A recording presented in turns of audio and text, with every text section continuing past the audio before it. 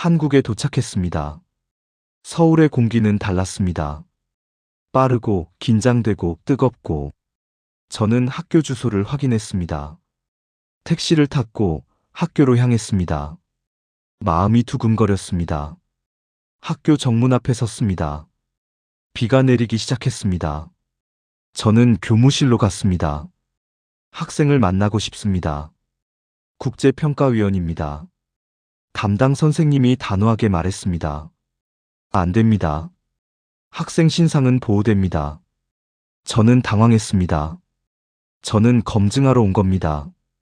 학생에게 도움이 될 겁니다. 선생님이 고개를 저었습니다. 학생 부모님 의사가 그렇습니다. 외부 접촉을 원치 않으십니다. 저는 문 앞에서 막혔습니다. 아이는 어디에 있나? 왜 만날 수 없지? 보호와 차단은 다른데. 저는 분노를 억눌렀습니다. 소리 지르고 싶었지만 참았습니다. 이건 한국의 방식일 수도 있다고 생각했어요.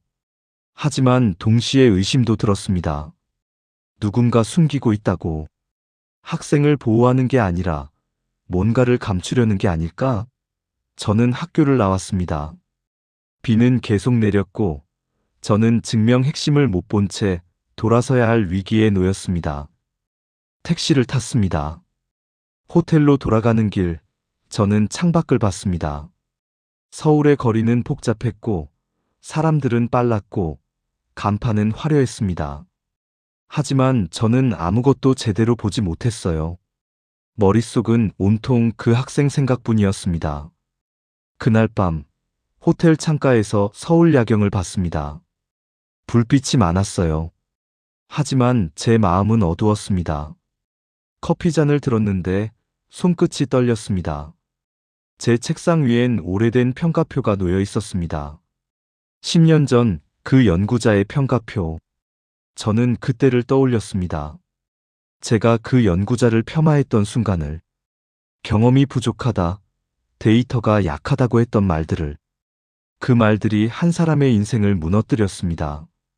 저는 평가자였지만 사람이기도 했습니다. 한국인 후배가 연락을 했습니다. 선배님, 제가 도와드릴게요. 목소리가 떨렸어요. 저는 물었습니다. 왜 도와주려는 거야? 후배가 대답했습니다. 그 학생이 저처럼 망가지면 안 되니까요. 저는 그 한마디에 울컥했습니다. 나는 누군가의 가능성을 꺾어왔다. 이번엔 다르게 해야 한다. 나는 평가자다. 하지만 사람이기도 하다. 이 아이를 지켜야 한다. 저는 그날 밤 처음으로 사과했습니다. 10년 전 그 연구자에게. 마음속으로. 다음 날 아침 후배가 저를 한 연구실로 데려갔습니다. 낡은 건물이었고 계단이 삐걱거렸어요. 문을 열자 낡은 연구실 냄새가 났습니다. 종이와 먼지와 시간의 냄새. 한 노인이 앉아 있었습니다. 은퇴한 수학 교수였어요. 후배가 소개했습니다. 이분이 그 학생을 가르친 분입니다. 교수님이 저를 봤습니다. 눈빛이 날카로웠습니다. 당신이 부록이군요. 저는 인사했습니다. 학생을 만나고 싶습니다. 교수님이 고개를 저었습니다. 아직 안 됩니다. 저는 답답했습니다. 왜 안 되는 겁니까? 저는 검증하러 왔습니다. 교수님이 말했습니다. 검증은 나중 문제고 먼저 보호해야 합니다. 교수님이 노트 하나를 꺼냈습니다. 이걸 먼저 보세요. 저는 노트를 받았습니다. 낡은 공책이었어요. 표지에 이름이 적혀 있었습니다. 한국 이름 3글자. 제가 이메일에서 본 바로 그 이름. 노트를 펼쳤습니다. 연필 자국이 가득했어요. 지우고 다시 쓴 흔적, 여백에 적힌 메모, 같은 문제를 5번 푼 흔적. 저는 한 장 한 장 넘겼습니다. 손이 떨렸습니다. 교수님이 말했습니다. 노트는 거짓말을 못합니다. 이런 흔적은 혼자만의 것입니다. 저는 알았습니다. 이건 대리 작성이 아니라는 걸. 이 아이는 정말로 혼자 풀었다는 걸. 저는 물었습니다. 왜 숨기셨습니까? 교수님이 한숨을 쉬었습니다. 이 아이는 외로웠을 겁니다. 아무도 믿어주지 않았으니까요. 저만 알았습니다. 그래서 보호하려 했습니다. 보호의 진짜 의미를 이해했습니다. 세상의 악의로부터 지키려는 거였어요. 저는 고개를 끄덕였습니다. 드디어 길이 열렸습니다. 교수님이 미소 지었습니다. 당신이 그 길을 여는 사람이 되세요. 하지만 그날 오후 교수님에게 이상한 전화가 왔습니다. 목소리가 낮았어요. 누구세요? 교수님이 전화를 끊었습니다. 표정이 굳었습니다. 악역이 접근하고 있습니다. 저는 긴장했습니다. 누가 접근한다는 건가? 교수님이 말했습니다. 서구 기관들입니다. 학생 정보를 요구하고 있어요. 저는 이해했습니다. 그들이 움직이기 시작했다는 걸. 저는 교수님과 함께 계획을 세웠습니다. 국제 검증 절차를 한국에 맞게 조정하기로 했어요. 학생을 직접 대면하는 조건을 마련하되 신상은 철저히 보호하기로 했습니다. 공개 시점과 보호 장치를 함께 설계했습니다. 교수님이 말했습니다. 인정은 보호와 함께 가야 합니다. 아이를 전시장에 세우지 맙시다. 저는 동의했습니다. 진실을 지키는 방식이 필요합니다. 이번엔 시스템이 돼야 합니다. 비공개 장소를 섭외했습니다. 조용한 교실 하나, 검증팀만 들어갈 수 있고 언론은 차단하기로 했습니다. 한국의 실행력은 빨랐어요. 하루 만에 모든 게 준비됐습니다. 하지만 악역이 소문을 퍼뜨리기 시작했습니다. 검증도 없이 먼저 발표한다더라. 한국은 또 과장하고 있다더라. 언론에 프레임이 돌기 시작했어요. 저는 분노했습니다. 진실이 늦으면 거짓이 이긴다는 걸 그들도 알았습니다. 저는 부록의 결심을 기록했습니다. 일기장에 한 줄 적었어요. 나는 이 아이의 방패가 되겠다. 드디어 그날이 왔습니다. 비공개 교실에서 학생과 첫 대면을 하는 날. 저는 아침 일찍 도착했어요. 교실은 조용했습니다. 칠판이 깨끗했고 분필 냄새가 났습니다. 학생이 들어왔습니다. 말수가 적었어요. 인사를 짧게 했고 자리에 앉았습니다. 눈빛이 흔들렸습니다. 긴장한 게 보였어요. 저는 최대한 부드럽게 말했습니다. 긴장하지 마세요. 그냥 평소처럼 설명해주면 됩니다. 학생이 고개를 끄덕였습니다. 칠판 앞으로 갔어요. 분필을 들었습니다. 손이 떨렸습니다. 하지만 첫 줄을 쓰는 순간 떨림이 멈췄습니다. 기존 접근법은 구조를 놓쳤습니다. 제가 파일에서 본 바로 그 문장이었어요. 학생이 설명하기 시작했습니다. 목소리는 작았지만 논리는 명확했습니다. 여기서 역방향으로 시작하면 연결이 보입니다. 칠판에 식이 적혔습니다. 저는 숨을 죽이고 봤습니다. 이건 베낀 설명이 아니었어요. 질문을 받는 방식이 달랐습니다. 제가 중간에 물었습니다. 왜 2단계에서 방향을 바꿨나요? 학생이 잠시 생각했습니다. 그리고 대답했습니다. 정방향은 막혔으니까요. 그래서 끝에서 시작했습니다. 아이는 진짜로 생각했습니다. 누가 가르쳐 준 게 아니라 스스로 찾은 거였어요. 저는 그 순간 알았습니다. 나는 지금 역사를 본다고. 학생이 계속 설명했습니다. 1시간이 넘게 칠판 앞에 섰어요. 분필이 손에 묻었고 말이 점점 많아졌습니다. 처음엔 떨렸지만 설명하면서 자신감이 붙은 게 보였어요. 마지막 식을 적었습니다.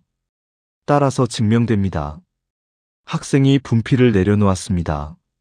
칠판이 식으로 가득 찼어요. 저는 일어섰습니다. 박수를 치고 싶었지만 참았습니다. 눈물이 나올 것 같았지만 억눌렀습니다.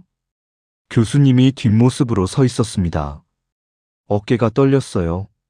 우시는 것 같았습니다. 저는 학생에게 말했습니다. 훌륭했습니다. 정말로 학생이 짧게 대답했습니다. 감사합니다. 그날 저는 확신했습니다.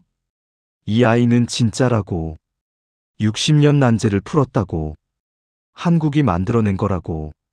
하지만 바로 그날 밤, 최대 위기가 찾아왔습니다. 서구 기관에서 공식 발표 예고를 했어요.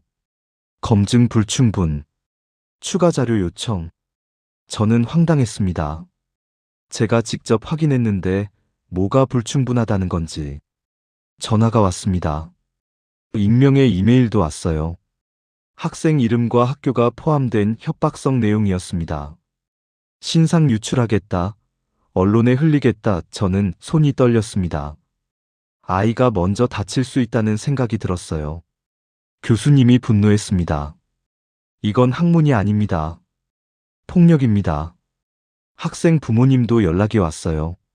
목소리가 떨렸습니다. 선생님, 우리 아이 괜찮을까요? 저는 대답하지 못했습니다. 기자들이 학교 주변에 나타났습니다. 누가 정보를 흘렸는지 명확했어요. 서구 기관들이 여론전을 펼치고 있었습니다.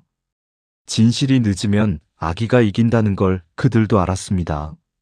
저는 긴급 통화를 했습니다. 악역 컨소시엄 대표와 직접 대결하기로 했어요.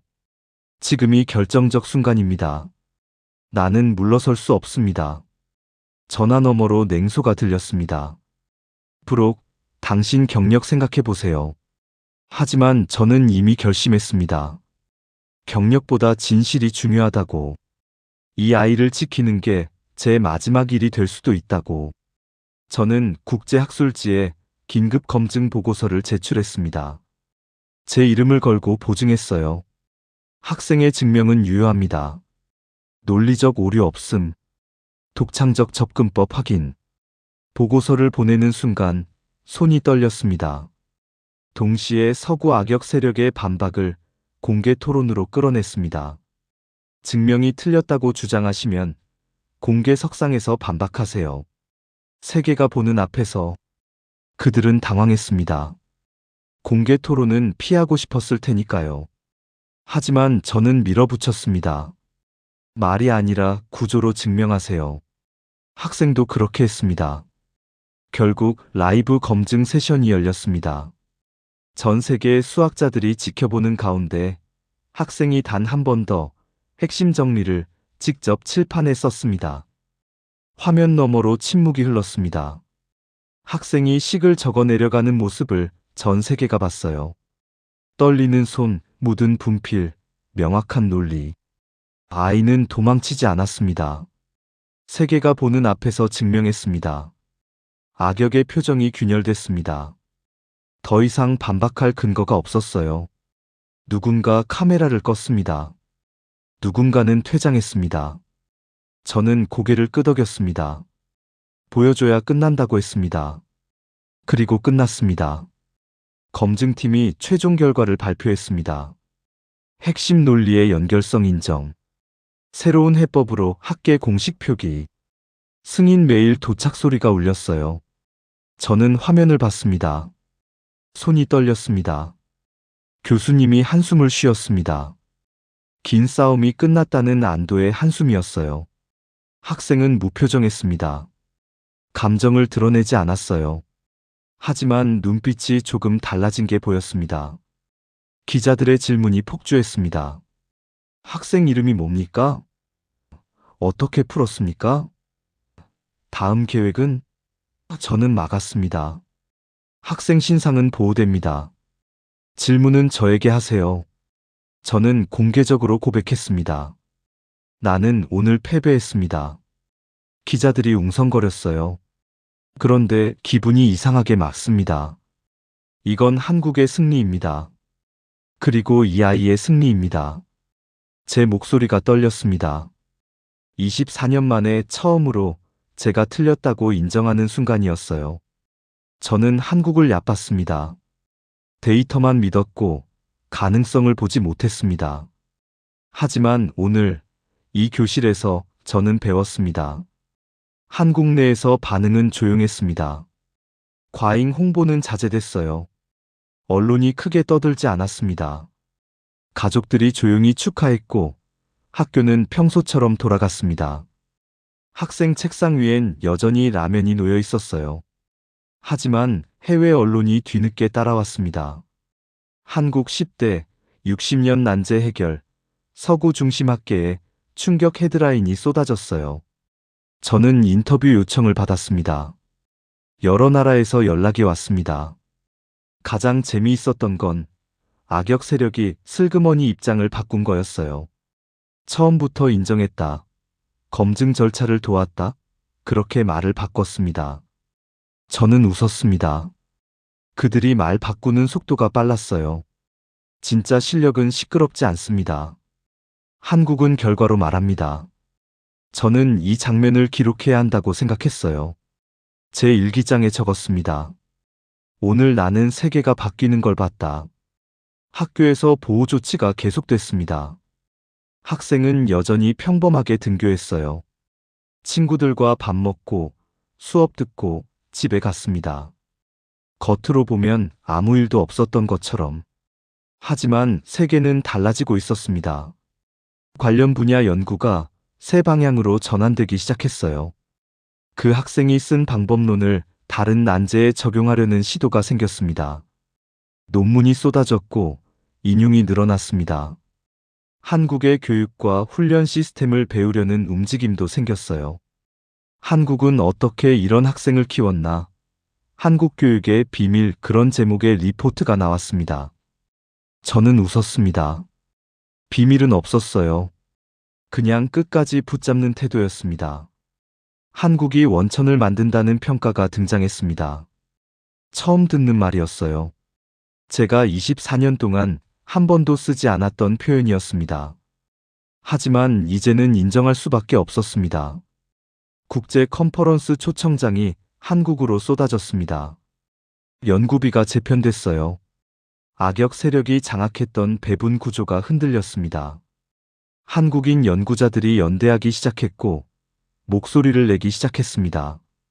악역의 마지막 저항도 있었습니다. 여전히 인정하지 못하는 소수가 남아 있었어요. 운이 좋았다. 예외적 케이스다. 그렇게 말했습니다. 하지만 그들의 목소리는 점점 작아졌습니다. 저는 공개 연설을 준비했습니다. 국제학술대회에서 발표하기로 했어요. 제목은 지도는 바뀐다였습니다. 중심이 움직인다는 이야기를 하려 했습니다. 한국을 다시 계산해야 한다는 메시지를 전하려 했습니다. 연설문을 쓰면서 저는 계속 생각했습니다. 나는 그동안 뭘 놓쳤나? 데이터만 보고 사람을 보지 못했구나. 숫자만 믿고 가능성을 보지 못했구나. 한국을 다시 만났습니다. 학생에게 편지를 썼어요. 당신은 혼자가 아닙니다. 전 세계가 당신을 지켜보고 있습니다. 그리고 저는 당신의 방패가 되겠습니다. 학생에게서 짧은 답장이 왔습니다. 감사합니다. 단 3글자였어요. 하지만 그 3글자가 제 마음을 울렸습니다. 부모님을 만났습니다. 울먹이셨어요. 선생님 고맙습니다. 우리 아이 지켜주셔서. 저는 고개를 저었습니다. 제가 할 일을 했을 뿐입니다. 아이가 대단한 겁니다. 교수님이 미소 지었습니다. 당신이 해냈군요. 저는 대답했습니다. 우리가 해냈습니다. 공항에서 마지막 장면을 봤어요. 학생이 배웅 나왔습니다. 손을 흔들었고 저도 흔들었습니다. 비행기에 올랐습니다. 창밖으로 서울이 작아졌어요. 저는 메모를 꺼냈습니다. 이 경험을 기록하고 싶었습니다. 제 24년을 바꾼 경험을. 나는 오늘부터 다른 사람이 된다. 권위는 인정해서 완성된다. 나는 이 아이의 방패가 되겠다. 한국을 더는 얕보지 않겠다. 저는 이제 당신에게 말하고 싶습니다. 특히 60대 여러분께. 우리 세대는 전쟁 이후 세상을 다시 만든 세대입니다. 아무것도 없는 곳에서 시작해서 여기까지 왔습니다. 그 과정에서 포기하지 않았습니다. 한국이 해낸 건 기술만이 아닙니다. 태도입니다. 끝까지 붙잡는 태도. 데이터가 불리해도 세계가 무시해도 결과로 증명하는 태도. 그게 한국이 가장 강한 분야였습니다. 아버님 세대의 고생을 생각합니다. 전쟁 이후 한국의 성장을 생각합니다. 조용한 교육열을 생각합니다. 손주 세대의 가능성을 생각합니다. 그 모든 것이 이어져서 오늘 한 아이가 세계를 바꿨습니다. 당신도 포기했던 일이 있지 않습니까? 늦었다고 생각한 꿈이 있지 않습니까? 저는 말하고 싶습니다. 늦었다는 말은 변명일 수 있다고. 끝까지 생각하는 사람이 이긴다고. 한국은 그걸 해냈습니다. 60년 동안 세계가 포기한 문제를 한국 교실에서 끝냈습니다. 10대가 해냈습니다. 나이도 경험도 권위도 없었지만 끝까지 붙잡았고 결국 풀었습니다. 당신도 아직 끝난 게 아닙니다. 손주에게 들려줄 이야기가 있습니다. 세상에 보여줄 가능성이 있습니다. 나이는 숫자일 뿐입니다. 중요한 건 태도입니다. 저는 평생 데이터만 믿었습니다. 그래서 한국을 얕봤습니다. 그런데 한국의 한 교실에서 한 아이가 칠판 앞에 서는 순간 제 데이터가 부끄러워졌습니다. 60년 난제를 무너뜨린 건 천재성만이 아니었습니다. 끝까지 붙잡는 태도였습니다. 그 태도는 한국이 가장 강한 분야였습니다. 나는 오늘 인정합니다. 한국은 따라오는 나라가 아닙니다. 한국은 만듭니다. 그리고 당신도 만들 수 있습니다. 아직 늦지 않았습니다. 댓글로 알려주세요. 당신이 다시 시작하고 싶은 일이 있습니까? 포기했던 꿈이 있습니까? 우리 함께 이야기 나눠봅시다. 나이는 숫자일 뿐입니다.